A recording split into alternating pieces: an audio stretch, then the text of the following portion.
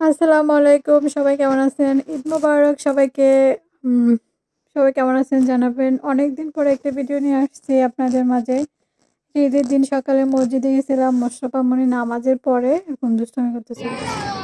এরপর হচ্ছে যে আমরা পার্কে গেছি।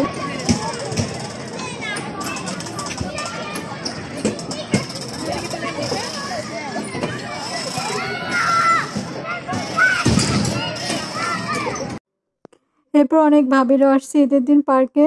সবাই নিজের ঘরের খাবার যে যা রেডি করছে ওটা নিয়ে আসছে। আমিও নিয়ে গেছিলাম। অনেক মজার, মজার খাবার ছিল। সব খাবার আসলে অনেক মজা ছিল। ভালো লাগছে খাবার খেতে। আলহামদুলিল্লাহ। ঈদটা অনেক ভালো গেছে।